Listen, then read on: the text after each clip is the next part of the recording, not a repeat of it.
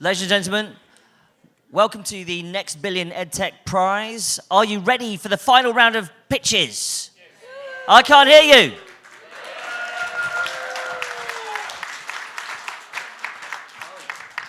Come on, we're going to go straight through. We are hardcore geeks. We love EdTech. That's what it's all about. And we are going to go straight through. So we're going to hear 12 in a row. Yes, because we love it. And we're going to hear now from 6 startups. They have 3 minutes to pitch, 1 slide. They've got to convince you that you've got to love them. And the judges, let's have a big hand for our judges, ladies and gentlemen. These people, they're like going into battle, the horror. And they're going to hear, they've heard every single pitch today. Incredible. So thank you so much, judges, for your contribution. 3 minutes to pitch, couple of minutes for Q&A, and then all the way through. So let's hear now from Talk to You from Argentina. Go for it.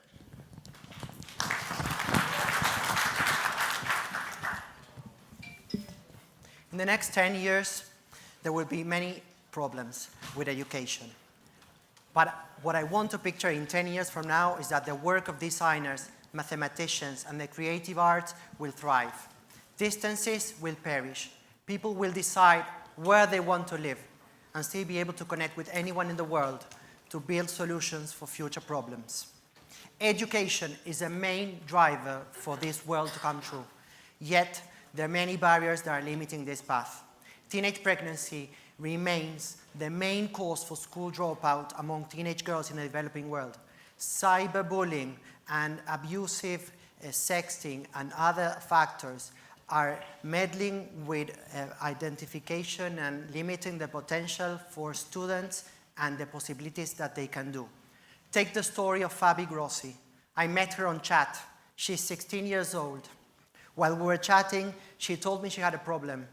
Her ex-boyfriend Diego had shared an intimate video of her without her consent. She was lost. She wanted to quit school to avoid her shame. A few days later, we chatted again. She told me she decided to share this problem with her parents. It was a very good decision. Stories like Fabi, and what I didn't tell you about this character is that she is not real. She's a fictional character, a virtual actress, a robot that uses storytelling, chatbot technology, and artificial intelligence to chat with multiple users at the same time. What we're doing with Fabi is that's the type of interventions that we're doing with Talk to You.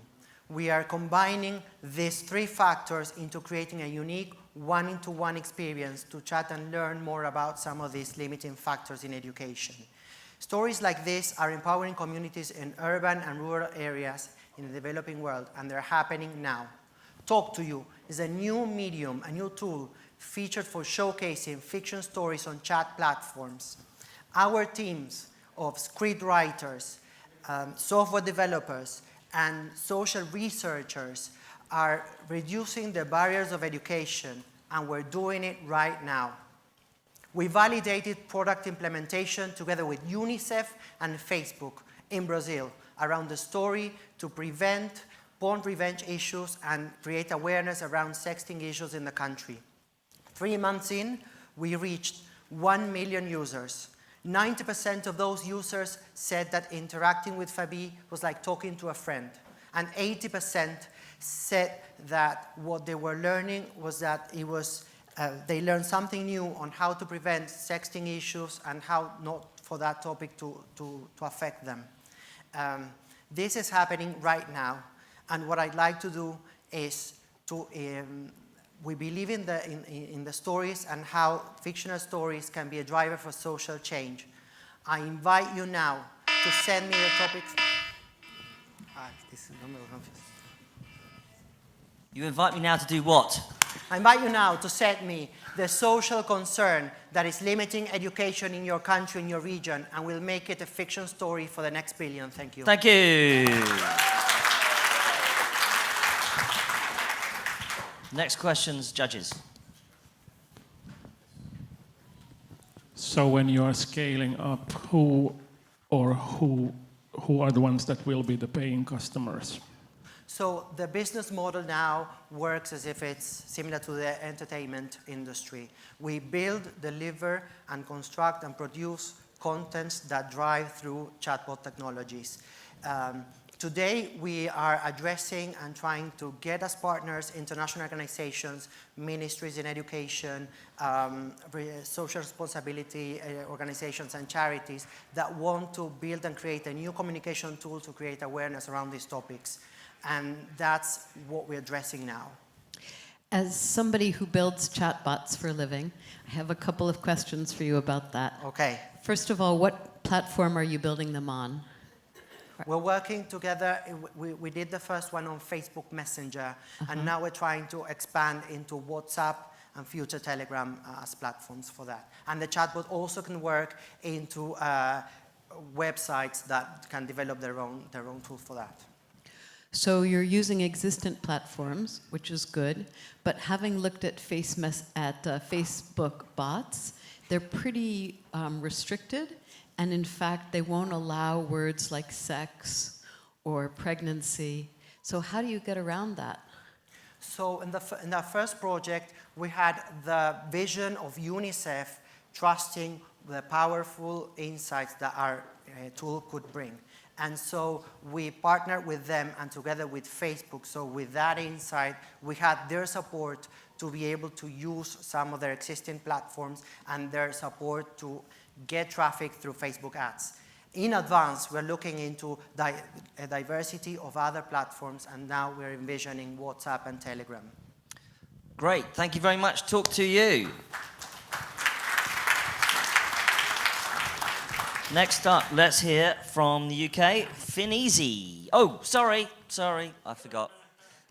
We're going to let the judges have 20 seconds just to write down their notes. I forgot, I'm sorry.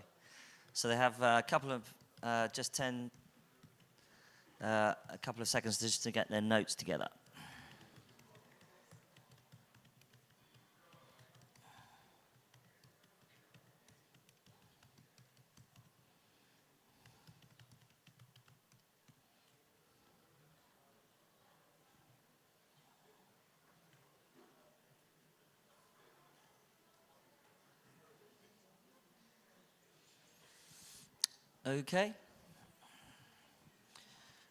Okay, let's hear now, ladies and gentlemen, Fineasy.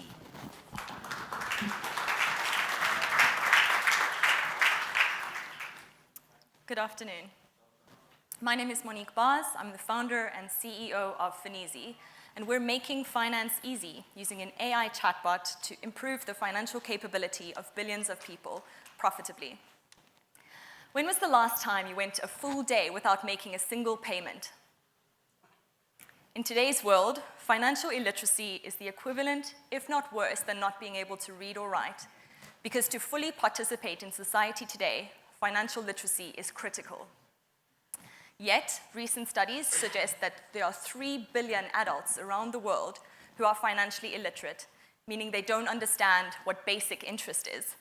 Yet they're making financial decisions every single day, where one wrong step, an unproductive loan, a loan shark, a pyramid scheme, and they risk not putting food on the table or being able to afford medical care. The stakes are high, yet finance is hardly taught in schools. Available information is overly complex, boring, using a lot of terminology and equations, and traditional formats of education simply don't work. There's a big gap that exists between access to financial products and financial consumers using those products well. Now, to illustrate why Fineasy exists, allow me to share the story of Ruth. Ruth has a goal.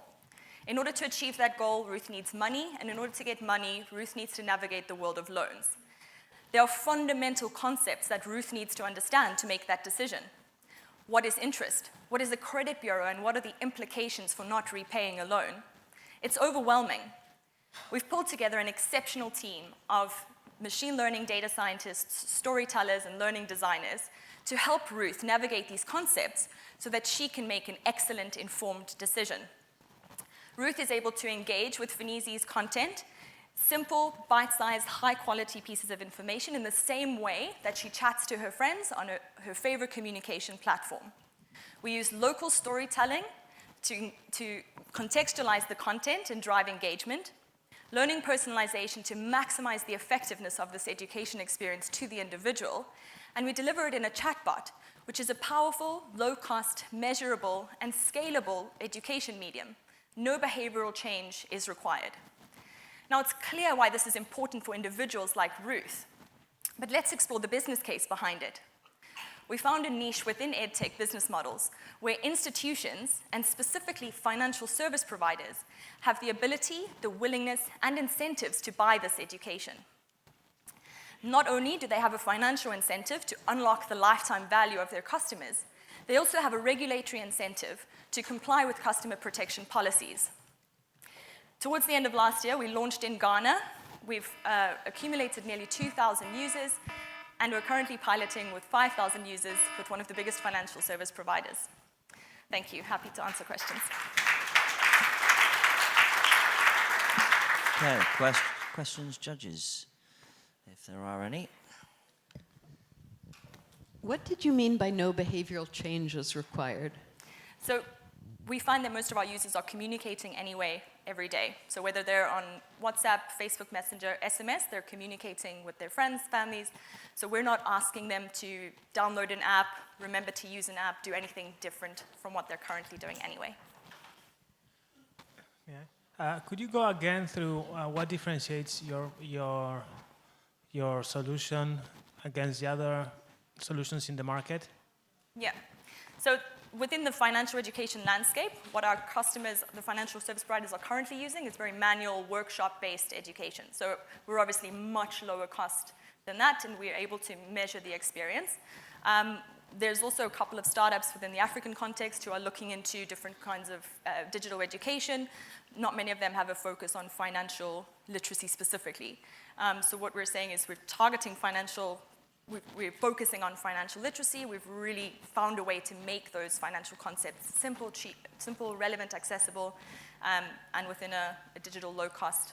Our customers are saying to us that we're much cheaper and much more relevant to the local context. Chatbots are notoriously bad at doing natural language understanding. That is, they can't understand what the person says. They can really only do word spotting. Yeah. And so I wonder why you're doing this in chat rather than in something that's more reliable. So we have created a learning experience that doesn't actually require the user to type anything other than A, B, C, or D along the way, which means our natural language processing, we don't need massive amounts of natural language processing, which actually becomes an issue once you scale across multiple languages too, right? So we've made it super simple with multiple choice questions to be able to direct that learning journey in an effective way. Fantastic. Thank you very much, Finisi. Good. I'll allow our judges to make a couple of notes quickly, and then we'll kick off again. If you could keep the door at the back closed, please, so we can not get interrupted.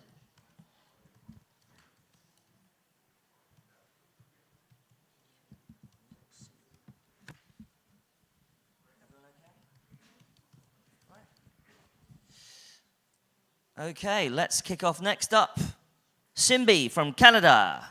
Round of applause, everybody.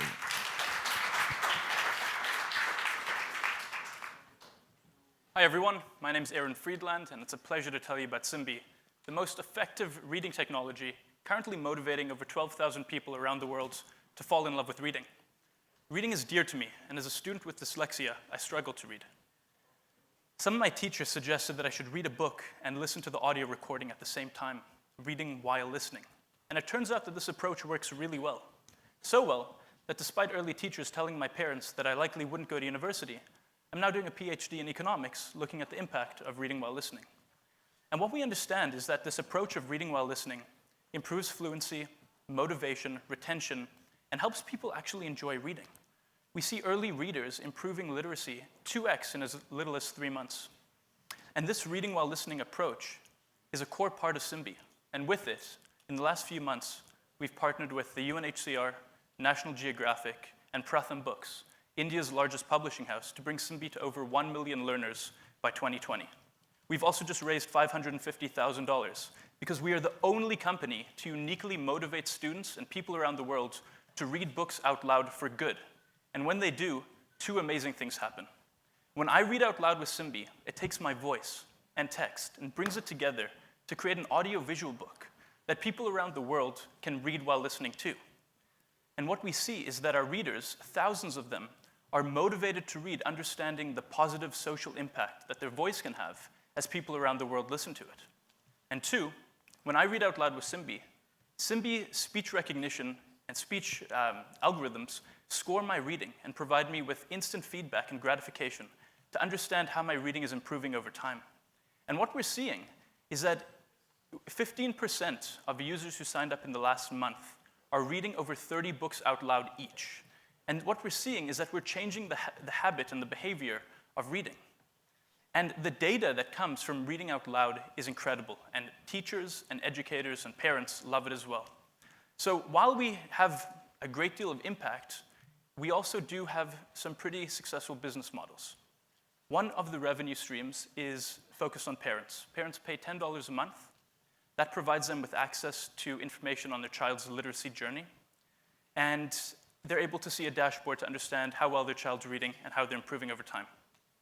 Teachers pay $25 a month, and their students love reading out loud for good, which motivates and engages them.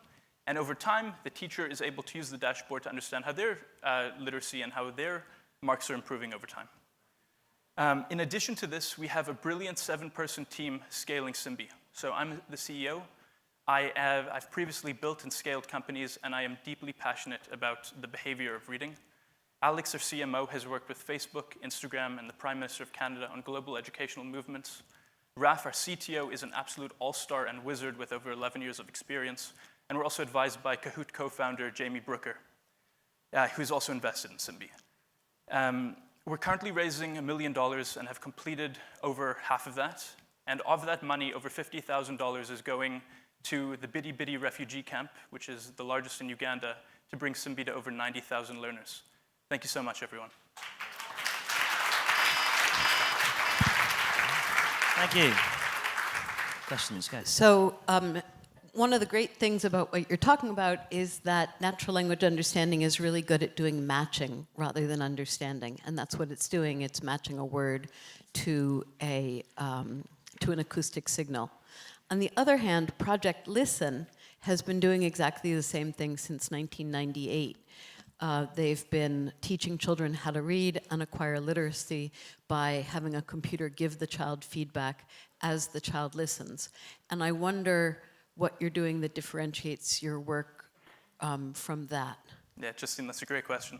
So one of the reasons that National Geographic, for example, partnered with Simbi is because we've launched this massive accent study. What we understand through randomized control trials, multivariate RCTs, is that if you give a child, let's say in rural Uttarakhand, India, a book, and they can read while listening to an Indian accent as opposed to a British accent, that child is significantly more motivated, connects to the book, and increases their fluency drastically. Now, what Simbi does so beautifully is every single piece of content in Simbi is a discrete unit. Now, what that means is that every single book or every single piece of content can be read out loud by every single user. And what we do is we actually tag every single recording based on their accent type, based on their location. So we're actually creating the world's largest audio-visual book library for humans by humans that takes accent information into account. And with that, what you're able to do is you're able to ensure that regardless of the community, whether it's rural Uganda, rural India, or just Vancouver, Canada, that you're providing people with content that doesn't neo-colonialize them, but supports and enhances their literacy. And Project Listen don't do that. They do, Final but for American accents. Pardon? They do actually do it, but for American accents. Right, so only for American accents, right? Yeah, a whole bunch of them. Yeah. Final questions? Okay. Great. I don't want to get into the accent fight. Thank you very much, Simbi. Thank you. Finished? Yep, thanks. Thank you, everyone. We've got, just let the let the judges make their notes quickly.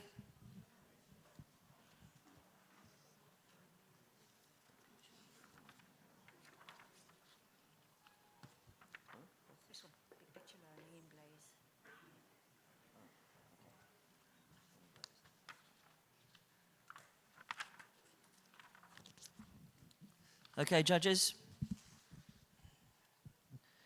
Okay. Let's hear now from Blaze. 3 minutes, go. Hi, how's everybody doing today? Good? All right. So my name is David Berg. I'm co-founder of Blaze. I'm also a high school teacher. I spent 14 years in the classroom. And I'll tell you that one of the most humbling things that I experienced as a high school teacher is to be in a school where students could go out at internships. And I would actually go out and visit those kids at these internships. And what I saw is kids learning deep content from actual practitioners in the field, that stuff that I couldn't teach them. That was an important experience for me and informed my work in creating Blaze. Blaze is a platform with the goal of providing opportunity for every student by the time they graduate from secondary school to have at least one opportunity to work with a mentor based on the student's interest or career aspirations. To do that, we want to empower schools to shift from the practice of knowledge to building networks. Now think about yourselves for a minute. You're all supposedly adults, right? You all have these careers and these career trajectories, the way that you've gotten to where you are today. Now, one way that that has happened is because you have knowledge. You've attained a knowledge. But the other reason that you've gotten where you are today is because of the networks that you've built, the social capital that you have. Well, schools, secondary schools, have focused on the knowledge component, and they've ignored the networking component. Now, that's troubling at a time where we're seeing increased segregation based on income, because with that, there's an increase in segregation of social capital. Not all students have equal access to social capital, to networks, and we hope to fix that. So Blaze enables schools to shift practice to building networks. We do that 3 ways. First of all, Blaze is a database. It enables schools and school districts to cultivate and curate the networks in their community. Next, it's a platform that students can dive into and search and explore the engaging opportunities in their community. And last, Blaze turns the idea of attendance on its head. Traditionally, attendance is something you have to be in the school walls to be recorded as being at school. It's a fundamental piece of what school is. Well, with our Android, iOS, and web apps, students can log attendance anytime, anywhere. So we've built this platform. It's out in the world. We're in our first year of deployment. We're in 80 schools around the United States and in Canada. We're starting pilots in New York State, in Louisiana, in Oakland Unified School District, and in Australia. We have about 15,000 student users on the platform today, and they've recorded 80,000 attendance days. Think about that, and think about the data around work-based learning there. We have 80,000 days where students were recorded to be at school when they're out in the world. Okay? The methodology is also proven. I happen to be curated. This platform is cultivated through Big Picture Learning, which is a nonprofit organization that's been around for 24 years and really inspiring school design, innovative school design around putting students' interests at the center of their learning, and also the importance of getting kids out into the real world. Oh. There we go. Wrap up? What else do I want to say? Oh, and so the methodology is proven and the scale is unlimited. We have been out for 1 year. We have $330,000 in revenue from year 1. We have $2 million in investment from nonprofits. That revenue is with a $0 marketing budget. We have 140 leads on the hopper, and thank you very much. Questions from judges?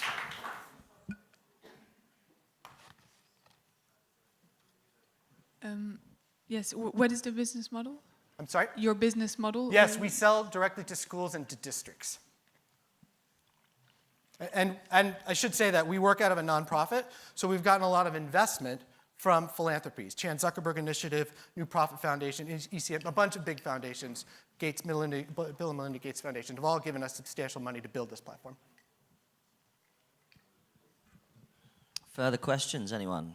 Is there anything, was there one piece of crucial information that you wanted to say? We want to build social capital, equitable building of social capital for all kids. Right. Great, thank you so much, Blaze. Thank you. And now we'll just allow the judges to make a couple of notes. We'll just give them a minute to gather their thoughts.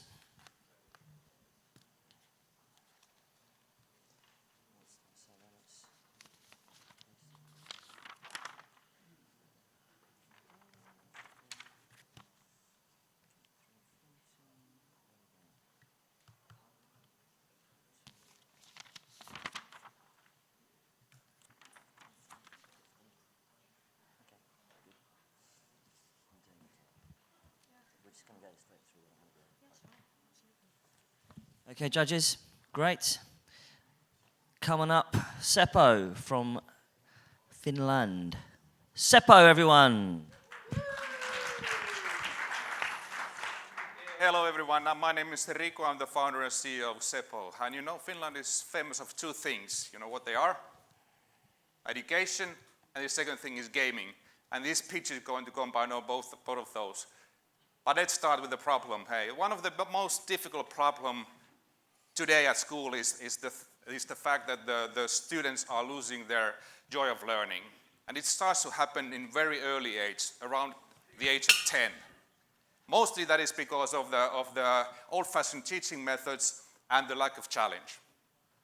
Instead of teaching the individual facts, I think that we should challenge the young people with real-world challenges, real-world problems, and teach them kind of skills like collaborative, problem solving, media literacy, creativity.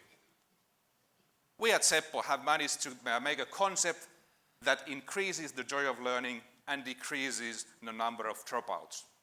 And this can be done in a teacher-friendly manner. What we do, so we take the learning from inside the classroom to the real-world settings. We add some physical activity during the school day, and we use mobile technology in a very productive way.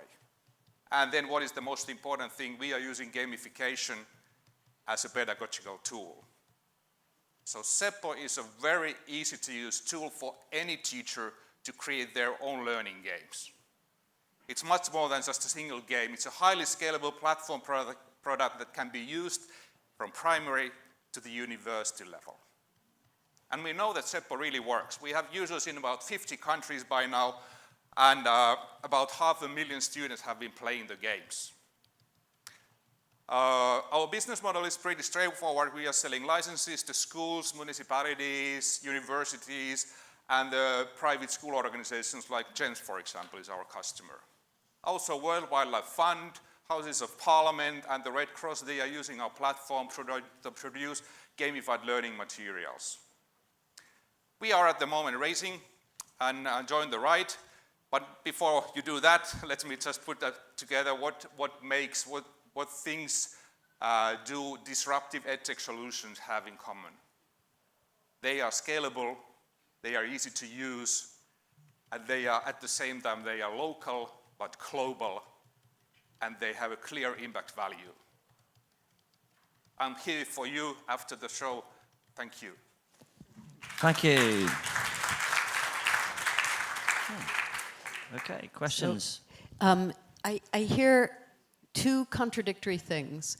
First of all, you said that the problem is that schools are killing off creativity and desire to learn. And then you said that teachers are creating content for students. But if teachers are killing off creativity, why would we put in their hands tools to be creative? Oh, actually, we have to give them easy-to-use tools to find new ways to learn and how to engage the students. And we have also a teacher community where we have a library of games where the teachers can share ideas. At the moment, there are about 3,000 games that our teachers have created. So you can get easily ideas from other teachers from different parts of the world. And do you know those games work? Those games that are in your library are evaluated before you leave them there? So they are kind of a peer-to-peer reviews about the games. Other teachers have been kind of evaluating how well they work. So one of the main challenges in this field typically is it's a cultural issue, and making the stakeholders to embrace it, right? In this case, you're going a step forward because now your whole model depends on the teachers not only embracing it, but creating their content. And in many of these countries, I guess one of the main issues you will hear from teachers is that they don't have time.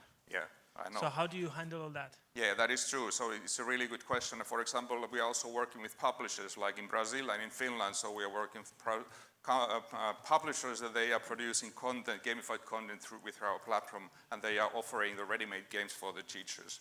I know that in some countries we need ready-made content. And part of the money actually we are going to invest in the game creation, though that we have the critical masses to get teachers started in their teaching.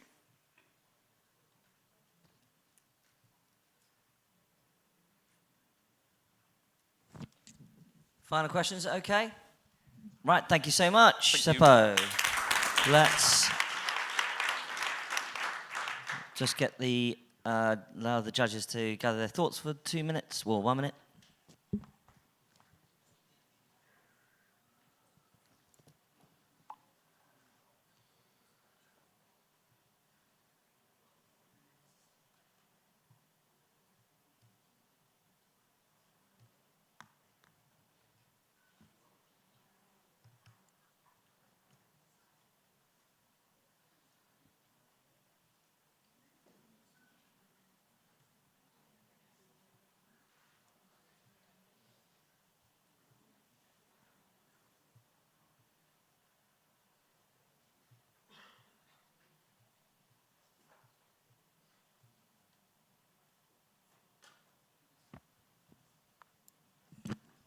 Okay. Everybody ready? Okay, this is for the this end of this section. Let's hear it now from M-Schule. Coming up. Hi, everyone. My name is Claire Manjo from M-Schule, based in Kenya. So imagine going into any primary school classroom in sub-Saharan Africa and seeing 20 kids sitting there staring at you. You may know that only 3 of those kids are going to graduate primary school having mastered literacy and math skills. The education system in Africa isn't working. Students can't learn in overcrowded classrooms with tools that don't meet their individual needs. And there are 150 million primary school students who are jeopardizing, or who are not able to get these skills for success. So in other parts of the world, artificial intelligence and personalized learning technologies are bridging performance gaps. But these tools are all online, and less than 20% of Africa's population actually has access to the internet or smart devices. So the opportunity exists in text messaging. 8 out of 10 Africans have access to SMS, and they're not just using it to chat, but to use services like banking, mobile health, and mobile money. So why not personalize learning? That's what we're doing with M-Schule, which is the first personalized SMS tutoring platform for primary school students. We combine the power of text messaging with artificial intelligence to provide accessible, affordable, and personalized learning for every student. So how exactly does it work? Each student learns with a series of SMS messages, kind of like a chatbot, to tutor students in math and English. The AI first assesses their level of proficiency in different topics and then can deliver content like practice sessions or quizzes based on their specific needs. So it's harder content for faster learners or easier content if they need more support. Then we analyze their progress and deliver data and analytics to their parents, schools, and organizations, empowering the whole learning community. All of this is possible for as little as $1 a month for parents and tiered pricing for organizations. So this targets the $3.5 billion market in tutoring and assessment in SSA today. In just 15 months since our pilot, we've registered over 7,000 Kenyan students and seen them improving 40% more than non-users. In the next 5 years, we want to reach 1 million students in Kenya and scale to millions more in 10 other African countries through telco and school partnerships.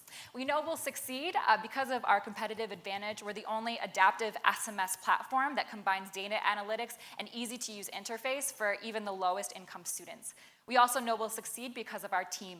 I have 8 years of experience working in accessible education across 3 continents, including at Bridge International Academies. And my co-founder, Julie Otieno, is a brilliant Kenyan software engineer who's built adaptive learning platforms and scalable SMS platforms. So together with our team, we want to help every primary school student in Africa get the skills they need to achieve their best possible future. And we'd love your help to help us get there. Thank you. Thank you. Question from judges. Do you generate your own content, or you work with publishers, to...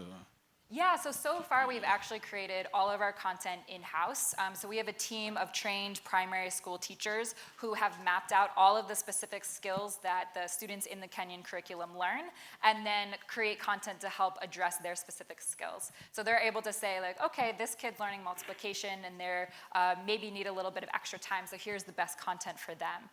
In the future, we are looking at creating different partnerships, not only with publishers, but also non-academic skills, but for now, everything has been created in-house according to the curriculum. Hi. Could you walk us quickly through your business model, distribution model, who's paying the bill?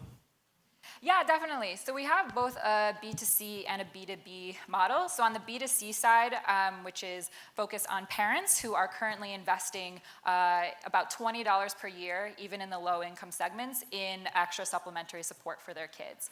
So for parents, they pay about $1 a month to invest in the core learning product for their kids.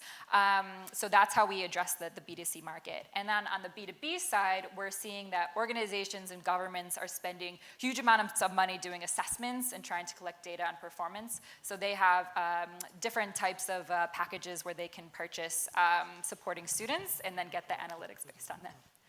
Sorry, you said $1 per month, but how are you going to reach them? I guess it's much more expensive to reach them than $1. So. Yes, yeah, great. So on the distribution side, we are both going directly to schools, so partnering with schools to be able to work with their groups of students at once. And we also are working on different telco partnerships. So we have a partnership with Airtel in the works that will launch in the next quarter that will allow us to reach millions of kids across Kenya and then potentially in future markets too. Are you working with INESA in Kenya? No, but we are friends with them. So okay, because they're doing the same thing. They have an adaptive SMS system. No, so their platform is more of creating a big database of content, like a library of content that kids can go through in a more standard pathway or through an explorative pathway. So it's kind of like going into a library to look for kinds of information that you want, where ours is more tailored and prescriptive. So we can automatically assess where students are and where they're struggling, and then automatically deliver content to support their learning. To be continued. Fantastic. Thank you very much, M-Schule. Fantastic. Okay, thank you so much, judges. We're going to just get ready for. Are our startups ready for the next round? We are, and we're going to let the judges deliberate. Should we do some more networking? What should we do that? Should we do that? Okay, right. Okay, okay, everybody. You've got 1 minute to say hello to somebody you don't know. Go!